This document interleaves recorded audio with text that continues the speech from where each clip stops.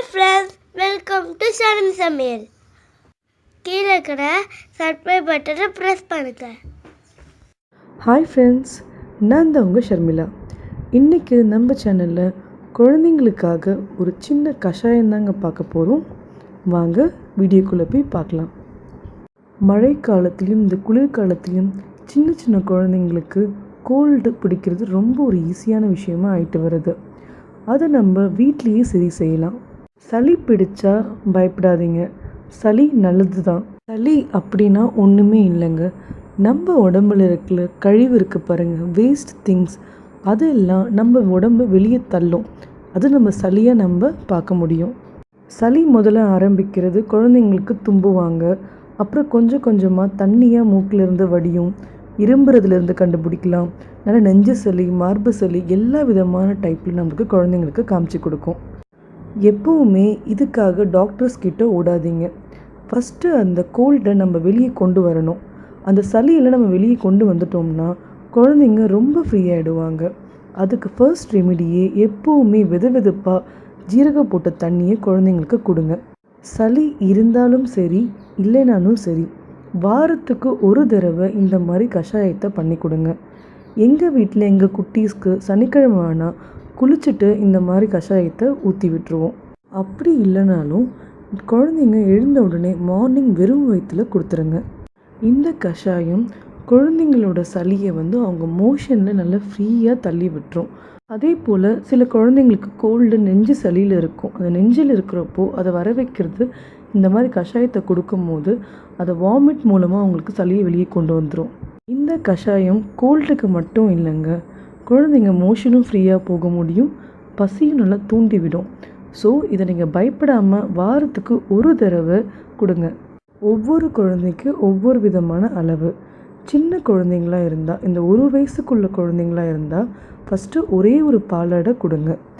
பெரிய குழந்தைங்களாக இருந்ததுன்னா 3 பாலாடை இல்லை அரை டம்ளர் கூட நம்ம கொடுக்கலாம். எங்கள் வீட்டில் 2 குட்டீஸ் இருக்கிறதுனால இப்போ நாங்கள் வச்சுருக்க பொருளோட குவான்டிட்டிஸ் எல்லாமே 2 குழந்தைங்க குடிக்கிற அளவுக்கான பொருள். இதை நீங்கள் பாதியாக குறைச்சிக்கோங்க. சின்ன குழந்தைங்களாக இருந்தால் ஃபஸ்ட் டைம் கொடுக்கறதா இருந்தால் முதல்ல ஒவ்வொரு இலையாக ஸ்டார்ட் பண்ணுங்கள். நிறைய இலை போடாதீங்க.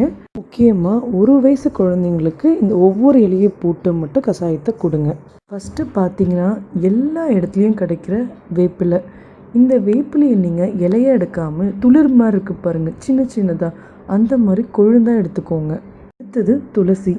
கருந்துளசியும் எடுத்துக்கலாம், அப்படி கிடைக்கலனா சாதாரண துளசி கூட எடுத்துக்கலாம். அடுத்தது பேசிக்காக நம்ம வீட்டில் வளர்க்க வேண்டிய செடி தாங்க இந்த கற்பூரவள்ளி இலை. கோல்டுக்கு ரொம்ப நல்லது. அடுத்தது வெற்றிலை. இந்த இலையை நீங்கள் ஒன்றே எடுத்துக்கிட்டாலே போதும். அடுத்தது தூதுவளை இலை. இந்த இலை ரொம்ப நல்லதுங்க. உங்களுக்கு கிடைச்சதா இதை சேர்த்துக்கோங்க, அப்படி கிடைக்கலனாலும் பரவாயில்ல, மற்ற இலையெல்லாம் கண்டிப்பாக நம்ம சேர்க்கணும். உங்களுக்கு குப்பைமேனி இலை கிடைச்சா கூட சேர்த்துக்கோங்க. எனக்கு அந்த டைமில் கிடைக்கல, கிடைச்சதுன்னா கண்டிப்பாக இதில் சேர்த்துக்கோங்க. இந்த காலத்தில் நம்ம இந்த இலையெல்லாம் தேடி போக முடியாது.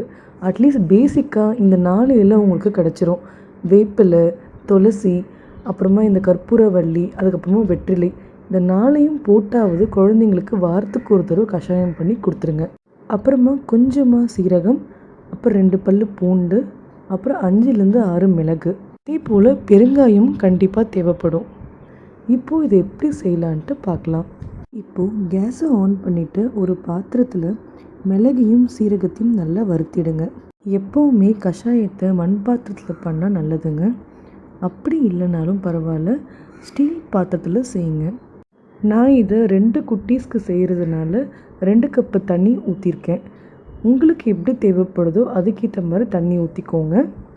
அப்புறமா கொஞ்சமாக பெருங்காயத்தூளியும் சேர்த்துக்கோங்க. அடுத்தது பூண்டை முழுசாக போடாமல் சின்ன சின்ன பீஸாக கட் பண்ணிக்கோங்க. அப்படியெல்லாம் தட்டி கூட போட்டுக்கலாம். இலையை எல்லாத்தையும் நான் வாஷ் பண்ணி எடுத்துக்கிட்டேன்.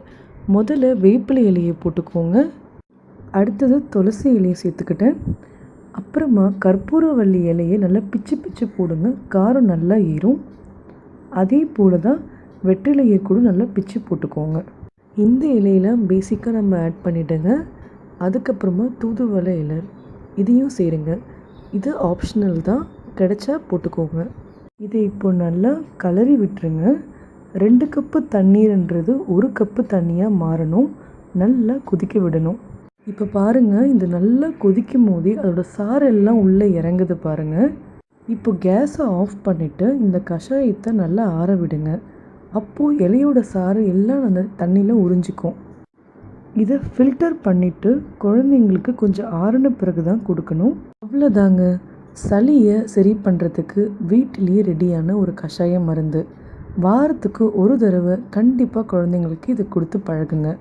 இந்த வீடியோ உங்களுக்கு கண்டிப்பாக யூஸ்ஃபுல்லாக இருக்கும்னு நான் நம்புகிறேன். இந்த வீடியோ பிடிச்சிருந்தா கண்டிப்பாக லைக் பண்ணுங்கள், ஷேர் பண்ணுங்கள் அண்ட் உங்கள் ஃபீட்பேக்கை கமெண்ட் பண்ணுங்கள். இதில் ஏதாவது டவுட் இருந்தாலும் நீங்கள் கீழே கமெண்ட் மூலமாக என்ன கேட்கலாம். தேங்க்யூ. பாய் பாய்.